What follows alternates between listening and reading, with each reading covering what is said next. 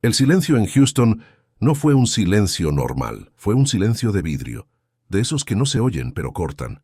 Juego 7, Finales del Oeste, mayo de 2018. La arena está de pie y, sin embargo, la ciudad siente que se hunde. El balón sale de las manos de James Harden, con la mecánica de toda una vida, y el aro lo rechaza. Otra vez y otra, como si el destino hubiera decidido volverse cifra. 27 triples fallados de manera consecutiva, una racha imposible justo en la noche que debía decidirlo todo. No es solo una derrota, es un veredicto instantáneo que se pega en la piel. Y ahí nace la pregunta que no lo suelta. ¿Cómo puede un jugador tan dominante llegar tan lejos tantas veces y aún así vivir con la sensación de que el anillo siempre aparece un paso después, como una puerta que se cierra cuando su mano ya la está empujando? Antes de la barba, antes del paso atrás, antes de que su nombre se volviera un debate nacional. Harden era un niño en el borde áspero de Los Ángeles, criado por una madre que no negociaba con el esfuerzo. No era un entorno que premiara la calma, y aún así él la convirtió en arma. Harden no parecía rápido hasta que lo era, no parecía fuerte hasta que el defensor rebotaba, no parecía brillante hasta que la posesión ya estaba resuelta. Aprendió a leer cuerpos, a escuchar el sonido del bote, a entender que el ritmo es un idioma, y que quien lo controla domina la conversación. Mientras otros chicos jugaban con prisa, él jugaba con intención. Y esa intención, silenciosa, insistente, iba a convertirse en su firma más peligrosa. En la universidad confirmó lo que ya sospechaban. Había algo frío y preciso en su manera de decidir. No necesitaba volar, necesitaba elegir. Cuando llegó la NBA, Oklahoma City lo eligió como tercera selección y lo colocó en un equipo que ya olía a futuro. Durant Westbrook, un plan que parecía inevitable. Harden entró como el engrane perfecto. Sexto hombre, creador silencioso, el que arreglaba posesiones torcidas y convertía el caos en ventaja. En 2012, pisó unas finales y miró de frente, lo que la televisión no alcanza a transmitir. El aire cambia cuando el título está cerca. Cada posesión pesa, cada error tarda más en irse, y el margen para hacer promesa se acaba sin avisar. El primer punto de no retorno llegó en una noche de octubre. Un intercambio lo arrancó de Oklahoma City y lo arrojó a Houston, como si el destino le dijera, si quieres tu historia, escríbela solo. De golpe, el complemento se convirtió en centro. El chico que entraba a cerrar partidos ahora debía abrirlos, sostenerlos, terminarlos y explicar por qué se ganan y por qué se pierden. Houston no le ofrecía un anillo, le ofrecía una ciudad hambrienta y un espejo gigante. Harden aceptó, y en esa aceptación hubo algo irreversible. Ya no iba a ser protegido por el relato de nadie, iba a ser el relato. En Houston, construyó una identidad que incomodaba porque no pedía perdón. Su estilo era una provocación inteligente, cambios de ritmo que humillaban, pasos largos que estiraban la defensa, el cuerpo buscando contacto como si el choque fuera parte del tiro. Los puristas lo llamaban truco, él lo llamaba lectura. Harden entendió que el juego es un lenguaje de reglas y decidió hablarlo con fluidez brutal. En lugar de perseguir la aprobación estética, persiguió puntos, a veces con un paso atrás que parecía un insulto, a veces con una pausa que congelaba al defensor, a veces con esa mirada calmada que decía lo más temible en un deporte de impulsos: sé exactamente lo que va a pasar. Y sin embargo, esa misma frialdad lo volvió un imán para el juicio, porque cuando un jugador juega como una ecuación, la gente exige que el resultado sea perfecto. Con Daryl Morey y Mike D'Antoni, los Rockets se convirtieron en laboratorio. Harden era la pieza central de un experimento radical. Maximizar el valor de cada posesión, vivir entre la línea de tres y el aro, aceptar la varianza como precio del sueño. Era una apuesta fría para un objetivo emocional: tumbar a los Reyes. El ascenso fue real y también cruel. Los Rockets se volvieron una fábrica de noches gigantes, y Harden convirtió lo extraordinario en rutina.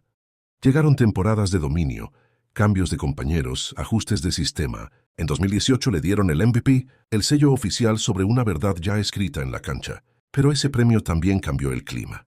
A partir de ahí, ya no se discutía si Harden era grande. Se discutía si era suficiente. Y esa palabra es un veneno, porque te obliga a demostrar lo que ya hiciste, otra vez y otra, hasta que la grandeza se siente como una deuda. Golden State no era solo un rival, era una idea. El baloncesto como movimiento perfecto, como tiro sin culpa, como confianza colectiva. Houston decidió enfrentar esa idea con otra: choque. Harden no intentó imitar a los Warriors, Intentó arrancarles el ritmo a mordidas. La serie de 2018 fue una guerra de estilos y nervios. Cuando Houston tomó ventaja, por primera vez pareció que el mundo se acomodaba. Entonces llegó el aviso cruel. Chris Paul se lesionó al final del juego 5 y el plan perdió su segundo corazón. De pronto, el margen se hizo más pequeño y cada posesión se volvió una cuerda tensa. Aún así, la oportunidad seguía ahí. La puerta estaba entreabierta. Solo había que empujar. Juego 7. En casa, la noche en la que una ciudad cree que por fin va a respirar. Y lo que ocurre es una pesadilla que no se explica con lógica. Los triples no caen. No caen aunque estén abiertos. No caen aunque el tiro sea el correcto. No caen aunque la arena grite, como si el ruido pudiera empujar el balón. El segundo punto de no retorno no es la derrota, es la forma.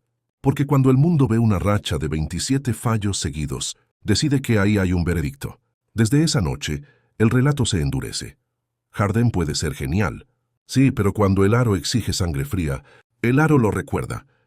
Y esa etiqueta es más pesada que cualquier defensa, porque se mete en el oído, se instala en cada partido cerrado, susurra antes de cada tiro importante. Después de ese golpe, Houston se volvió una ciudad ansiosa. Cada campaña parecía una repetición con variaciones. Esperanza, ajuste, presión y un final que dejaba sabor metálico. Harden cargó con la espalda de una filosofía entera, y la filosofía empezó a cobrar factura. Cuando el plan falla, la culpa busca un rostro, y el rostro tenía barba. Llegaron series donde el rival parecía tener una respuesta para cada aislamiento, donde la defensa se cerraba como una puerta, donde la línea de libres se volvía un tema y no un arma, donde el cuerpo pedía descanso y el calendario pedía milagros. Harden seguía siendo él, pero él ya no alcanzaba por sí solo. Y ahí se crea el conflicto más cruel. No es que el jugador sea menos, es que el margen se hace mínimo, y el baloncesto castiga incluso a los que lo dominan. En la burbuja de 2020, cuando la liga se encerró para terminar la temporada y el mundo parecía sostener la respiración, el proyecto de Houston se sintió como una última escena. Harden y Russell Westbrook intentaron correr contra el tiempo, pero el tiempo no corre, se impone. Los Lakers cerraron el camino y la derrota tuvo un sabor definitivo, como si el ciclo hubiera terminado sin ceremonia. Entonces llegó una decisión que también corta para siempre: pedir salida. Romper el vínculo con la ciudad que lo convirtió en superestrella. Apostar por el atajo moderno. Ese que seduce a las estrellas cuando el tiempo se vuelve amenaza. Juntar talento, comprimir el calendario, atacar el título como si fuera una caja fuerte. Houston lo vio irse con una mezcla amarga, orgullo por lo que fue y cansancio por lo que no se logró. Brooklyn lo recibió como pieza de lujo en una máquina peligrosa. Durant, Irving, Harden, una promesa de puntos tan grande que parecía invencible. Por un momento, Harden se permitió creer que el destino también podía ser generoso. Pero el destino no siempre llega como rival. A veces llega como músculo. Semifinales del Este 2021. Contra Milwaukee, Harden volvió tocado. Se lanzó a la pista y duró apenas unos segundos antes de sujetarse la pierna. La imagen fue brutal por su simpleza. Un sueño diseñado para dominar que se fractura sin épica, sin aviso, sin consuelo. Ese fue el tercer punto de no retorno. Porque no era solo una lesión. Era una humillación para la ilusión de control. El super equipo quedó herido antes de nacer por completo, y la promesa se llenó de asteriscos que nadie quiere leer en voz alta. La caída en Brooklyn no fue un derrumbe espectacular, fue erosión. Entre ausencias, tensiones y expectativas, el proyecto se volvió un cuarto lleno de humo donde todos creían tener la salida. Harden oyó el reloj en la nuca y decidió moverse otra vez. Filadelfia apareció como promesa de estructura y hambre, una ciudad que no ofrece paciencia, pero sí propósito. Allí buscó reinventarse, ser más creador que verdugo, compartir la carga con una presencia dominante en la pintura. Hubo noches donde el plan pareció real, pases que parecían bisturí, pausas que desarmaban defensas, cierres donde la calma volvía a ser ventaja. Pero también hubo lo de siempre, series donde el margen se vuelve cuchillo, donde cada error se amplifica, donde la narrativa entra a la cancha antes que el balón. Cuando Filadelfia se desgastó, también se desgastó la imagen pública de Harden. Se convirtió en disputa, en titular, en juicio moral. Para algunos era un genio incomprendido. Para otros, el símbolo de una era que había cambiado la belleza por la eficiencia. La verdad, como casi siempre, estaba en un lugar más humano. Harden Era un jugador que vivió en la frontera entre la genialidad y la desconfianza, entre la libertad creativa y el juicio del público. Su carrera empezó a parecer un viaje de ida, una persecución constante donde cada cambio de ciudad era una confesión. El tiempo se acaba, y él no quiere terminar su historia con un casi. Los Ángeles llegó como epílogo y como reto. Los Clippers no prometían cuentos perfectos. Prometían una oportunidad seria de competir en un escenario enorme, con un equipo que también conoce la palabra casi. Harden llegó sin el aura del Salvador único, pero con algo más útil cuando todo se atasca, la capacidad de fabricar ventajas. Aún con los años encima, todavía podía poner orden en el caos, controlar la respiración de un partido, convertir un cierre apretado en un tablero, donde él mueve la primera ficha.